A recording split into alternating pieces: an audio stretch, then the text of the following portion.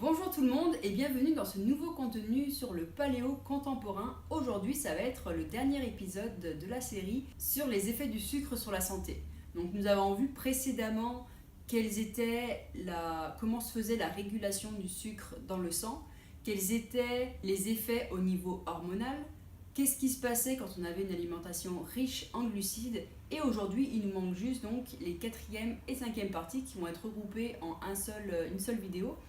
On va parler donc des conséquences sur la santé à long terme et des solutions qu'on peut apporter.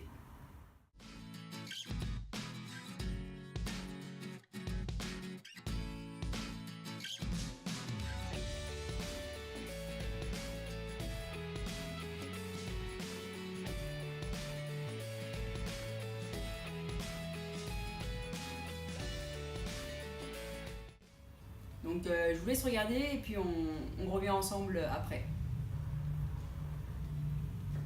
Donc là, on va voir les principales conséquences. On va commencer par les conséquences au niveau des adipocytes.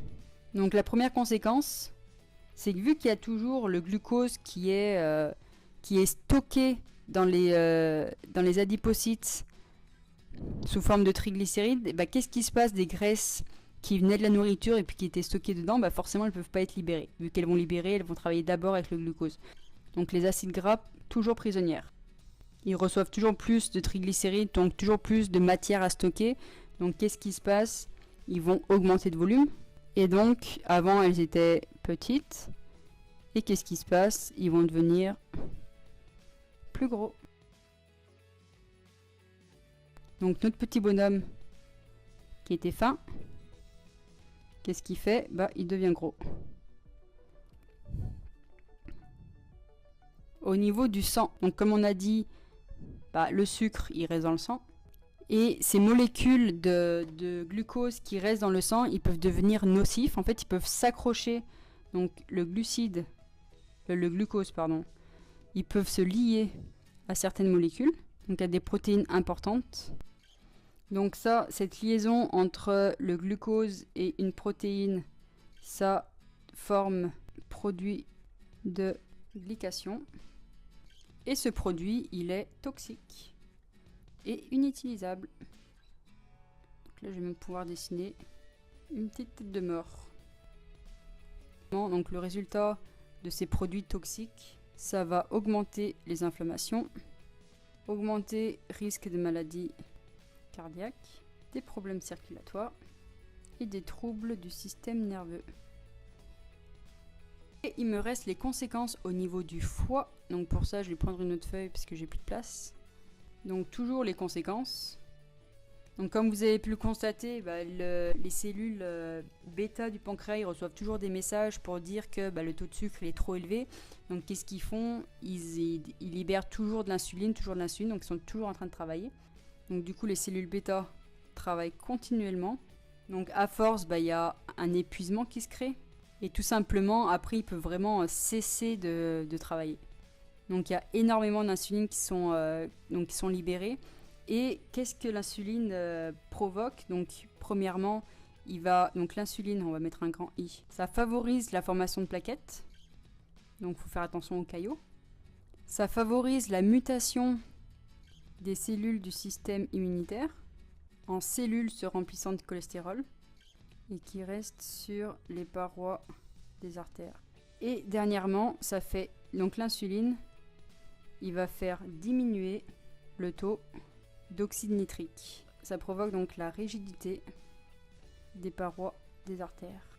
Donc je pense que j'ai pas besoin de vous faire de dessin. Vous pouvez vous rendre compte que plus il y a de l'insuline, plus il y a des chances de la création, d'apparition de caillots.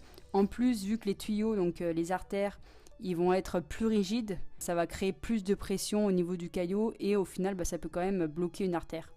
Donc ça, c'est vraiment sur le long terme. Je vous dis pas que si vous mangez trop de sucre pendant une journée, c'est ce qui va vous arriver. Ça, c'est vraiment si vous avez une alimentation très riche en glucides, mais pendant des années. Quand vos cellules bêta du pancréas, ils vont avoir travaillé sans cesse, continuellement, jusqu'à l'épuisement, jusqu'à un arrêt total. C'est sûr que c'est pas au bout de 3 jours de sucre continuel que ça va se passer. Donc maintenant que je vous ai parlé des conséquences un peu désastreuses, je veux quand même pas vous faire déprimer, il y a quand même des solutions à ça. Donc pour ça, je vais vous passer sur une nouvelle feuille blanche. Les solutions, ce serait quoi? La première, ce serait de vider régulièrement les réserves du glucogène, donc de glucose qui sont emmagasinés dans le foie et dans les muscles. Donc les vider régulièrement pour justement être capable de pouvoir les re-remplir. Si jamais on prend encore du glucose, comme je vous ai dit, le sucre c'est la source du cerveau. Donc soit il faut utiliser le cerveau pour des exercices cérébraux ou tout simplement faire du sport, faire de l'activité physique qui vont demander de l'énergie. Donc c'est faire activité physique et sportive. Ça c'est la première solution. Et la deuxième solution, c'est d'adopter une alimentation pauvre en glucides. Donc vous avez vu, c'est pas très dur à appliquer. Je vous demande pas d'être à la limite de l'effort et plus pouvoir continuer. Juste histoire même de marcher 20 minutes, 15 minutes après manger. Rien que ça déjà, ça peut faire énormément de bien. Puis c'est sûr que limiter nos apports en glucides, c'est sûr que ça peut vraiment aider. Après, je sais que de réduire notre alimentation en glucides, c'est pas toujours facile. Tout simplement parce qu'on a une attirance pour les produits sucrés. Donc pour les produits riches en glucides. Pourquoi? En fait, c'est dans nos gènes. Donc avant, comme vous savez bien, les hommes préhistoriques, donc les hommes cueilleurs-chasseurs, ils devaient récupérer la nourriture dans les forêts, ils devaient chasser, ils devaient cueillir. Et donc cet amour, cette attirance pour le sucre vient de là, c'est qu'en fait, il n'y a aucun aliment qui est sucré, qui est naturellement sucré, qui est toxique ou qui est vénéneux. Donc ça veut dire que tous les aliments qui étaient naturellement sucrés, que les hommes pouvaient trouver, donc que les chasseurs-cueilleurs pouvaient trouver dans la nature, ils étaient sûrs qu'ils étaient comestibles. Donc forcément, c'est de là que vient notre attirance pour le sucre. Donc c'est tout à fait normal si vous êtes attiré par le sucre. Donc maintenant, il faut vraiment faire un effort quand on voit comment la société a évolué, comment notre régime alimentaire a évolué en seulement quelques années. Donc il faut vraiment être conscient des conséquences du sucre. Et après, c'est à vous de prendre les choses en main et de changer si jamais vous le voulez. Et voilà, donc j'espère que vous avez bien compris toutes les conséquences plutôt néfastes comme vous avez pu le constater au niveau de la santé sur le long terme.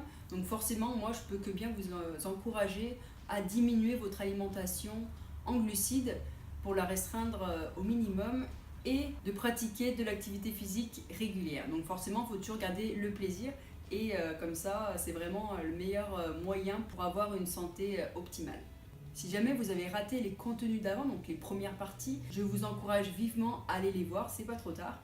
Vous pouvez les trouver sur ma chaîne, il n'y a aucun souci. Si jamais vous avez des questions, surtout n'hésitez pas, je prendrai un grand plaisir à y répondre. Je vous souhaite une bonne journée et surtout n'oubliez pas, retrouver l'essence, c'est un vrai jeu d'enfant.